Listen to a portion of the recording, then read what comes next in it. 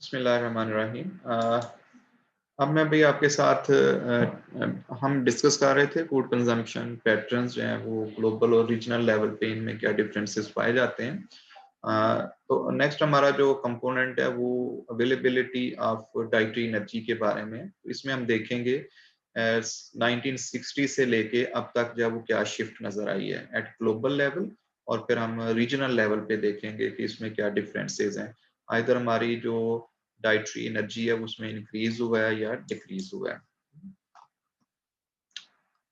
So developments in the availability of dietary energy, food consumption expressed in kilocalories per capita per day is the key variable used for measuring and evaluating the evolution of global and regional food situation. तो food consumption को हम calories की form में जब reflect करते हैं और इनको पर कैपिटा पर डे के हिसाब से जो है वो इनकी रिफ्लेक्शन की जाती है, तो ये हमें ग्लोबल और रीजनल लेवल पे जो फूड की सिचुएशन है उसको मेजर करने में हेल्प आउट करते हैं। Analysis of FAO stat data shows that dietary energy measured in kilocalories per capita per day has been steadily increased worldwide। ठीक है, वो ग्लोबल लेवल पे देखें तो इसमें हमें एक कंटिन्यूसली जो है वो इंक्रीज नजर आता है। ठीक है, availability of calories per capita from mid 1960 to late 90s increased globally. 30 साल में इसमें ग्लोबली देखा जाए तो चेंज आई है, और कितनी चेंज आई है? On an average 450 kilo calories per capita पर पर्सन पर डे। यानी 1960 में अगर एक बंदा जो है उसको 2000 कैलोरीज अवेलेबल थी, तो 1990 में उसको 2450 अवेलेबल हो गई। 450 प्लस उसको जो है ना वो मिलना शुरू हो गई। और जब हम इसको इंडस्ट्रियलाइज कंट्रीज के हवाले से बात करें और डेवलपिंग कंट्रीज के हवाले से बात करें, तो सबसे कम कहाँ पे थी? पहले डेवलपिंग कंट्रीज में। तो अब चेंज भी हमें वहां पे ड्रास्टिक नजर आ रहा है कि यहाँ पे जो लोगों को कैलोरीज अवेलेबल थी उसमें 600 जो है वो इजाफा हो गया। लेट्स के अगर ये 1600 थी तो ये 2200 पे पहुंच गई। तो ओवरऑल 450 हम ऑन एन एवरेज कह सकते हैं, और डेवलपिंग कंट्रीज की बात करें तो 600 पर person per capita per day के हिसाब से जो है ना वो कैलोरीज जो है वो इंक्रीज हुई हैं। So this change has not however been equal across the regions. यानी एवरेज हमने बात कर ली है ना, लेकिन जब हम रीजनल लेवल पे देखेंगे तो इसमें हमें डिफरेंसेस नजर आएंगे। सो अगर हम देखें वर्ल्ड वाइड तो 1960s में ये 2358 थी, तो ये 2015 में 2940 तक पहुंच गई। और जो ग्लोबल कैलेंडर एफएओ की प्रिडिक्शन है उसके हिसाब से देखें तो ये 2030 में ये मजीद बढ़ के 3500 तक पहुंचने के चांसेस हैं। तो यहाँ पे आप देखो तो फर्स्ट कॉलम और जो सेकंड लास्ट कॉलम है इस पे आप ज्यादा आपको फोकस करना चाहिए। तो 2358 से 2940 तक हो जाना। इसके बाद डेवलपिंग कंट्रीज में 2000 थी तो वो 2850 हो गई। इट मीन्स हमें यहाँ पे ज्यादा चेंज नजर आती है। जो इंडस्ट्रियलाइज कंट्रीज की बात कर लेते हैं भी, जिनको हम डेवलप्ड कंट्रीज भी बोलते हैं, तो वहां पे ऑलरेडी कैलोरीज इतनी थी जितनी हमारी अभी आप देखें इतनी नहीं हो सकी। अभी भी डेवलपिंग कंट्रीज में 2850 हैं, जबकि इंडस्ट्रियलाइज्ड कंट्रीज के पास इतनी कैलोरीज जो है वो 1960s में अवेलेबल थी, and now they have more than 3400। तो यहाँ पे कंपैरेटिवली इंक्रीज कम हुआ है, ठीक है, लेकिन still they are at par. they have more than that levels which are available right now in developing countries। ठीक है, स्टिल देखें तो उनके पास वो चीजें कैलोरीज की फॉर्म में ज्यादा अवेलेबल है। इसके अलावा जहाँ पे हम कुछ कंट्रीज देख लेते हैं, जैसे सब सहारा भी जो एक रेगिस्तान है, उसके हिसाब से जो अफ्रीकन कंट्रीज यहाँ पे जिनके साथ ये एग्जिस्ट करता है, इनको हम सब सहारन अफ्रीकन कंट्रीज बोलते हैं। और इसमें साउथ अफ्रीका निकल जाता है, बाकी नॉर्थ अफ्रीका और इसके जो रीजन्स हैं वो इसमें एग्जिस्ट करते हैं। तो ये 2000 के करीब थी और ये 2300 मीन्स के यहाँ पे चेंज तो आया लेकिन कंपैरेटिवली कम चेंज आया। ठीक है, अब let's talk about the South Asia where we are residing. Pakistan की बात करें तो 2017 थी भाई, और ये 2700 तक पहुंच गई हैं। तो अफ्रीका की निस्बत एशिया के अंदर हमें ज्यादा चेंज है वो नजर आ रहा है। लेकिन एक इंटरेस्टिंग फैक्ट ये है कि कुछ कंट्रीज ऐसे हैं जिनको हम ट्रांजिशन कंट्रीज कहते हैं। ट्रांजिशन कंट्रीज आगे मैं डिफाइन भी करता हूँ, और सिंपल वर्ड्स में आप थोड़ा सा रिकॉल करें कि बहुत सारे कंट्रीज जो है ना, जब रशिया जो है वो यूएसएसआर कहलाता था भाई, ये भी यूनाइटेड स्टेट्स थी, उसमें भी ज्यादा कंट्रीज जो शामिल थे। तो जब ये 90s में ये इसका ब्रेकडाउन हुआ तो अल्टीमेटली बहुत सारे कंट्रीज जो हैं वो आज़ाद हुए थे। और इन कंट्रीज की जो इकोनॉमीज हैं उनको हम ट्रांजिशन इकोनॉमीज का नाम देते हैं, और इन कंट्रीज को हम ट्रांजिशन कंट्रीज बोलते हैं। तो ये पहले 3200 कैलोरीज की रेंज में एग्जिस्ट करते थे 60s में, और 2015 में ये देखें यहाँ पे हमें डिक्लाइन नजर आता है। तो बाकी सब रीजन जो है ना वहाँ पे इंक्रीज हुआ है, और जो ट्रांजिशन कंट्रीज है वहाँ पे हमें कैलोरीज के अंदर डिक्लाइन नजर आता है, क्योंकि इनकी इकोनॉमीज जो है वो बड़ी बुरी तरह जो है वो अफेक्ट हुई थी, और आहिस्ता आहिस्ता जो है ये दोबारा बेहतरी की तरफ जो है वो मूव कर रहे हैं।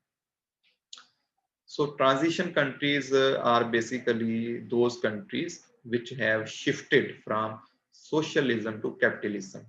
ये दो टर्म्स जो हैं वो बड़ी यूज की जाती हैं भाई ग्लोबली इकोनॉमी की जब हम बात करते हैं। तो सोशलिज्म एक ऐसा इकोनॉमिक सिस्टम है जिसमें जमीन की जो ऑनरशिप है और जो रिसोर्सेज का कंट्रोल है, यानी प्रोडक्शन और डिस्ट्रीब्यूशन के ऊपर जो कंट्रोल है, ये कम्युनिटी के पास एज अ होल होता है या गवर्नमेंट के पास होता है। तो ये कम्युनिटी या गवर्नमेंटल कंट्रोल्ड सिस्टम होता है। जमीन का मालिक जो है वो फार्मर नहीं होता, ठीक है, इंडिविजुअल नहीं होता। तो फिर उसके हिसाब से वहां पे प्रोडक्शन होती है, उसके हिसाब से वहां पे मार्केट्स में जो है वो चीजें सेल आउट की जाती हैं। इंडिविजुअल्स को उनकी जमीन के हिसाब से जो है वो शेयर दिया जाता है। और कैपिटलिज्म वो इकोनॉमी है, ठीक है, जिसके अंदर प्राइवेट इंडिविजुअल्स जो है ना वो मालिक होते हैं। जैसे हमें पाकिस्तान में नजर आता है ना कि किसान के पास अपनी जमीन है और गवर्नमेंट जो है ना वहाँ पे उसका कंट्रोल नहीं होता। नो डाउट जो इनपुट्स हैं वो स्टिल जो है वो कह लें कि फ्री नहीं या ओपन नहीं एक्सेस उनकी, उसमें हमें गवर्नमेंटल बॉडीज का ज्यादा कंट्रोल नजर आता है। लेकिन जो लैंड रिसोर्सेज प्रॉपर्टी बिजनेस ये इंडिविजुअल्स के पास है। सो कैपिटलिज्म में क्या ऑप्शन है कि इसमें फ्री मार्केट तक एक्सेस बढ़ जाती है।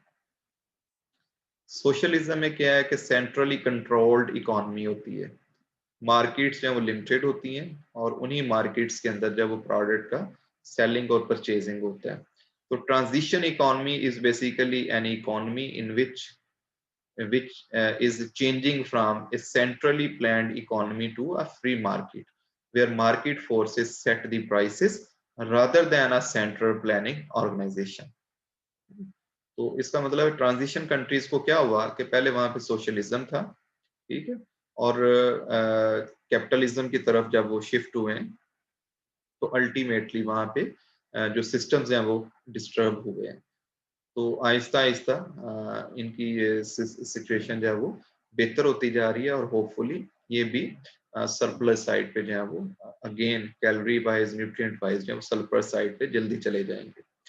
एग्जांपल्स की अगर हम बात करें तो इसमें चेक रिपब्लिक आ जाती है, Estonia, Hungary, Slovenia, Balkan, Albania, Bosnia Herzegovina, ठीक है, मुस्लिम कंट्री है भाई, crochet, Romania, Armenia, Azerbaijan, Tajikistan, Turkmenistan, Uzbekistan, भाई आजकल भी यहाँ पे लड़ाई झगड़े जो वो चल रहे हैं, आप जानते हैं, जॉर्जिया, कजाकिस्तान। तो ये कंट्रीज जिनके मैंने यहाँ पे नाम लिए हैं, इनकी इकोनॉमीज जो है वो ट्रांजिशन इकोनॉमी कहलाती हैं, ठीक है, और ये ट्रांजिशनल फेज से गुजरे हैं जिसमें ये सोशलिज्म से कैपिटलिज्म की तरफ मूव कर रहे हैं, तो ग्रेजुअली यहाँ पे भी हमें इम्प्रूवमेंट नजर आ रही है। ग्लोबली अगर हम देखें तो दुनिया जो है वो उसको डिफरेंट रीजन्स के अंदर, कॉन्टिनेंट्स भी आप बोलते हैं भाई, बड़े आज़मों के अंदर जो है वो डिवाइडेड है। ये एशिया बहुत बड़ा एक बड़े आज़म है जहाँ पे हम लोग भी रिजाइड करते हैं। कंट्री वाइज आप देखना चाहेंगे तो यहाँ पे इस मैप के अंदर आप अपने आप को क्या यहाँ पे देख सकते हो, पाकिस्तान जो, ठीक है। इसी तरह हम लोग कुछ जो बड़े आज़म अफ्रीका की जो बात कर रहे थे, तो ये आपको अफ्रीकन रीजन जो है यहाँ पे, ये बड़े आज़म अफ्रीका, ठीक है।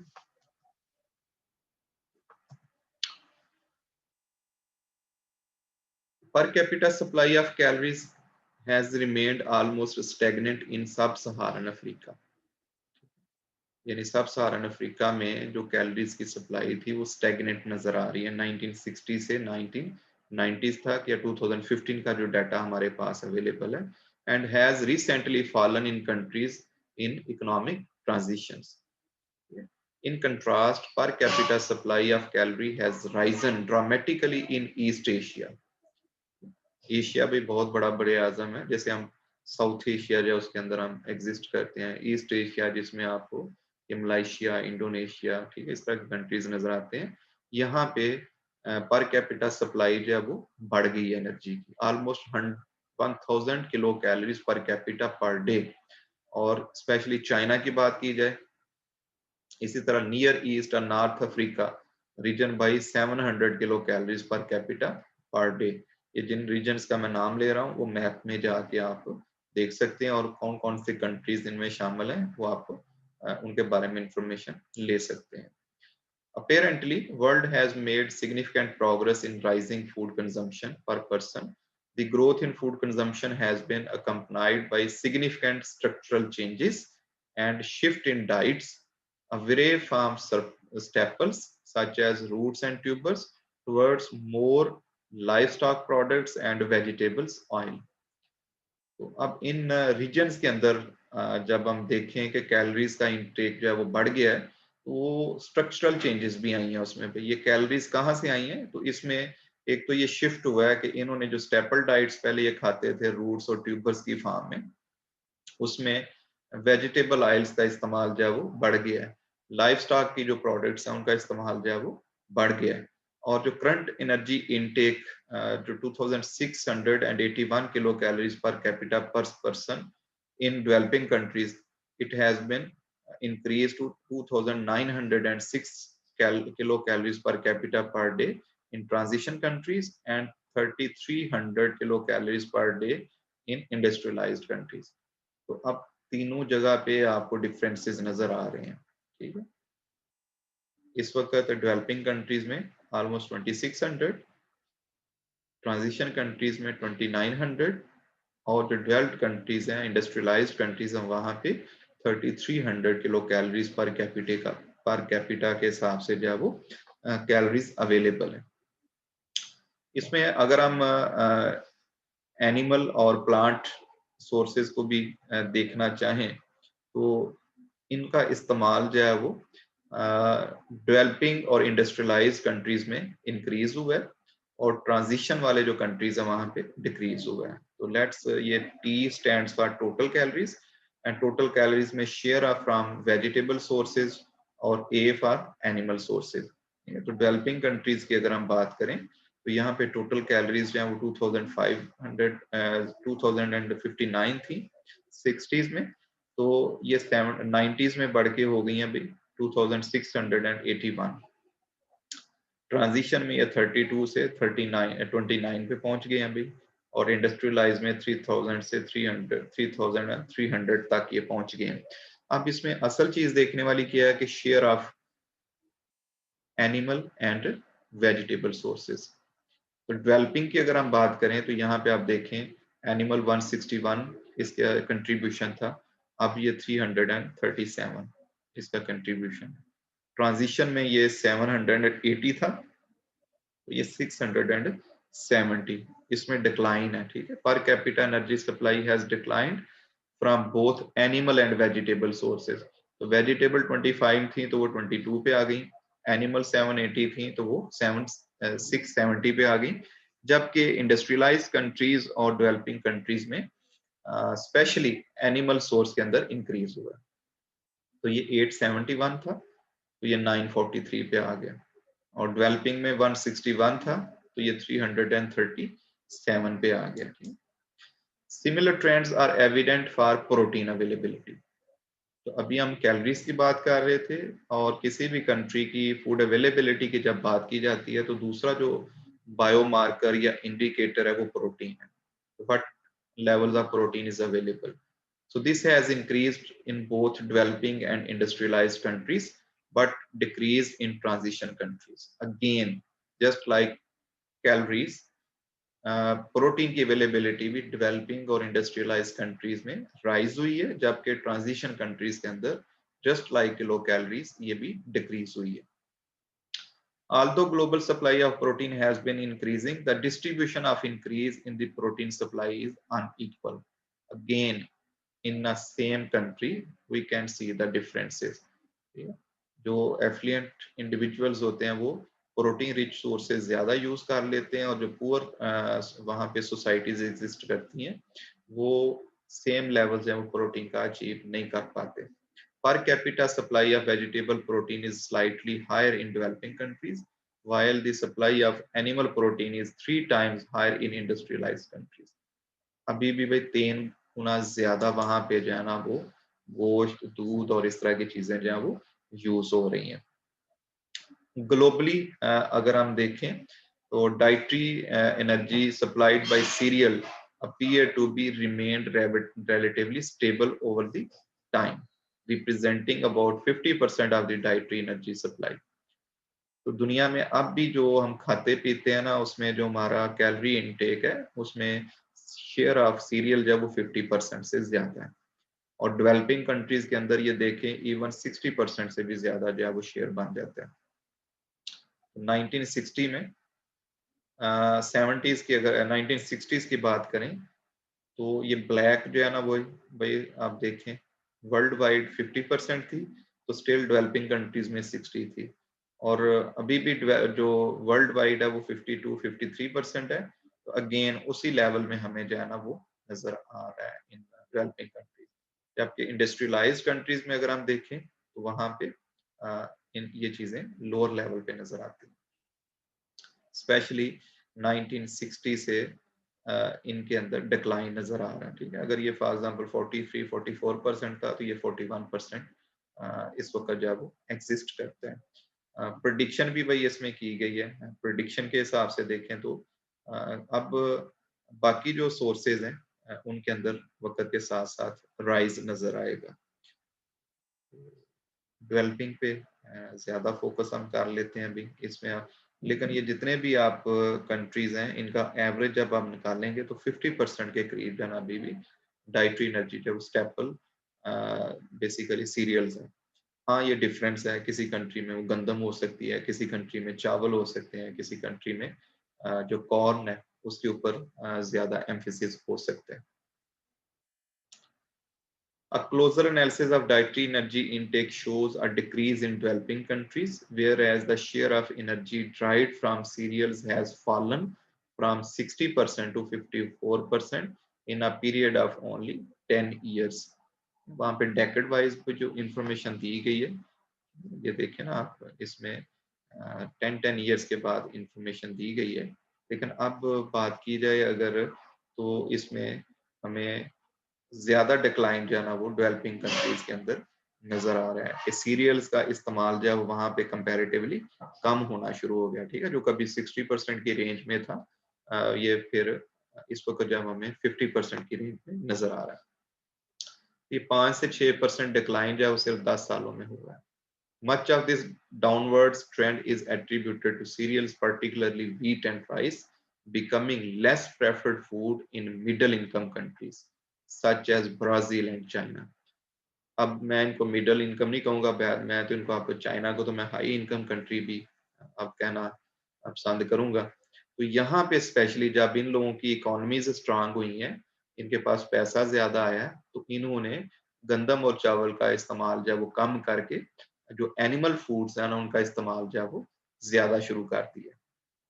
और ये सेम पैटर्न जो है ना वो आगे भी नजर आ रहा है कि यहाँ पे सीरियल्स का यूटिलाइजेशन जो है वो वक्त के साथ साथ कम होगी, और जस्ट लाइक अदर इंडस्ट्रियलाइज्ड और developed countries, these middle income countries, both Brazil and China, they will have more intake of calories from the animal sources. Next figure shows structural change in the diet of developing countries over the past 30 to 40 years and FAO projections to the year 2030. अब यहाँ पे अगर हम ये 60s की बात करें तो इसमें जो एक्सट्रीम डार्क कलर है ये अदर्स को शो कर रहा है, अदर सोर्सेज से जो कैलोरीज आ रही हैं, लाइट जो है वो पल्सेस को शो कर रहा है, उसके नीचे जो है वो रूट्स एंड ट्यूबर्स हैं, फिर मीट आ जाता है, फिर शुगर, फिर वेजिटेबल ऑयल्स, उसके बाद अदर सीरियल्स, और मेन सीरियल जो है ना वो गंदम और चावल। तो सबसे नीचे जो है ना वो हमें राइस नजर आता है। तो एक ट्रेंड तो आप ये देख सकते हैं कि अभी भी 500 प्लस किलो कैलोरीज जो है ना वो राइस कंट्रीब्यूट कर रहा है। नो डाउट इसमें कुछ डिक्लाइन हो रहा है, ठीक है। वीट जो है ना इसका शेयर ये 60s की निस्बत 90s में बढ़ गया है, और 30s में भी मजीद इसके अंदर ग्रोथ हमें नजर आ रही है। इसके साथ साथ अदर सीरियल्स जो पहले हो सकता है मिलेट, सॉरगम, कॉर्न, इस तरह की चीजें ज्यादा यूज होती थी, उनका इस्तेमाल जो है वो वक्त के साथ साथ कम हो रहा है। हाँ, जो चीज बढ़ रही है, आप इमेजिन करें कि वेजिटेबल ऑयल का इनटेक जो है वो पहले जो है वो लोअर लेवल पे था, अब इसमें हमें डबल से भी ज्यादा चेंज नजर आ रही है, ठीक है। और इसके अलावा जो शुगर का इनटेक है, ये भी आप देखें वेजिटेबल ऑयल के ऊपर ये डॉटेड फार्म में शुगर, इसके अंदर भी आपको डबल से ज्यादा इंक्रीज नजर आ रही है। And white portion is basically reflecting the share of roots and tubers. It was comparatively more in 1960s and it is gradually reducing with the passage of time. और डाइटरी डाइवर्सिटी की जब हम बात करते हैं तो इट मीन्स अब बहुत सारे और सोर्सेस भी जो हैं वो फूड के एक्सप्लोर हो रहे हैं।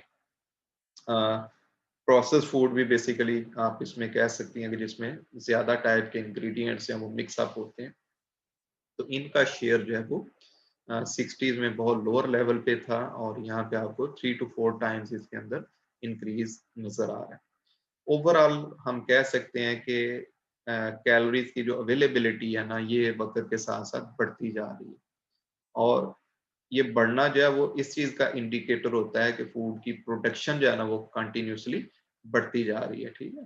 प्रोडक्शन या फूड की अवेलेबिलिटी का इशू इस वक्त बज़ाहिर